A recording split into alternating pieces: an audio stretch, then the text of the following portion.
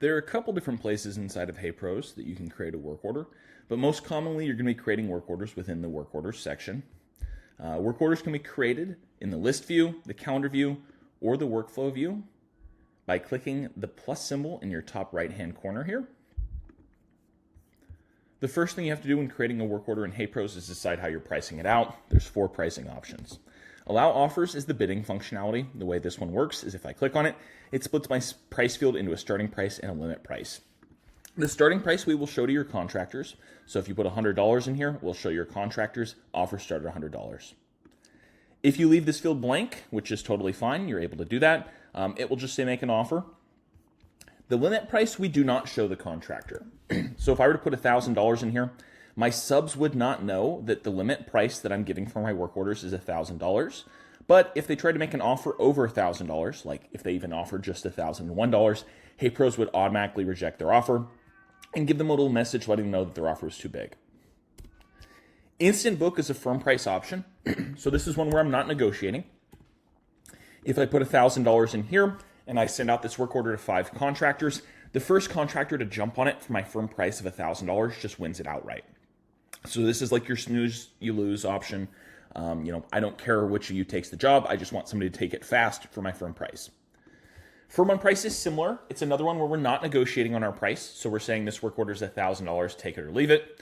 But with this one, if I send it out to 5 contractors and 4 of them respond back to indicate that they're interested in taking the work, I get to pick which of those 4 guys to give the work order to for my firm price of $1,000.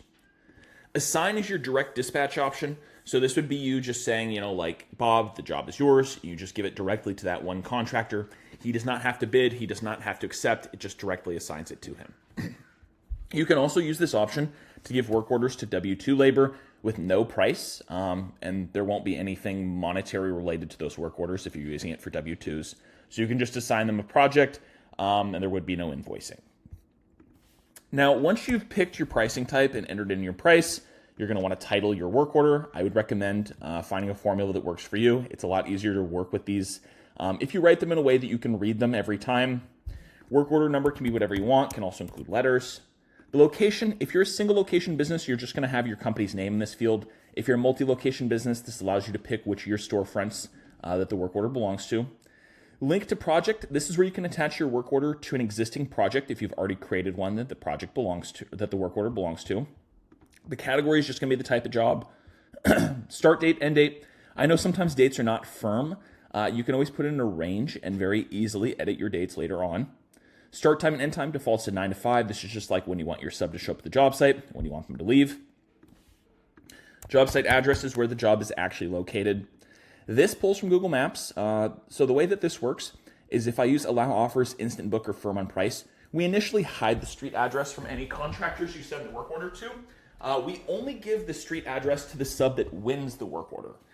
So the other subs, like if you posted it as allow offers to 12 different guys, they would see generally what neighborhood the work order is on your map. But only the sub that wins the job from you gets the street address. We do this to help prevent the potential of the sub poaching a job or showing up to a job site early or something weird like that. If you use a sign to directly give it to one guy, he just gets the address ASAP. Description is where your scope of work goes, what you actually want your sub to do. You can format it, you can make lists, you can hyperlink. Attachments is where any pictures, videos, blueprints, or hover reports would be attached to your work order. If you've integrated Company Cam with your HeyPros account, this is where you would add any of your Company Cam projects to link them to your HeyPros work order.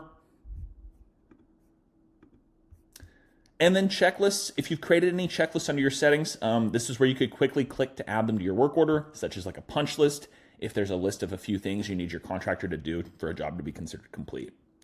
Now, if I'm ready to post this, I click continue. And the first thing it's going to do is it's going to show me my staff. If I have numerous staff members, I can decide which of them I want to be attached to my work order. So I can say, okay, you know what? I want this project manager on this job this time. From there, it's going to take me to my dispatch screen where I can actually post this out to my contractors. There's a couple ways you can send out your work. So because I picked this to be an option that's not direct assign, so that would be, allow offers, firm price, or instant book, I'm able to send this out to multiple guys by selecting the boxes next to their individual names. I could also just select one guy if I wanted to. I also have an option to publish to everyone in my category. So because I made this a cabinet job, clicking this button would send this out to every cabinet sub that I have in my account. This button would publish it to everyone in my location, and this one would publish it to all of my subs that I have in my account period. So for this example today, we're just going to say we're going to publish this out to all of our subs and cabinets. We click that, and all of our cabinet guys will now get notified that we just posted out a new work order to them for them to look at and see if they're interested in taking from us.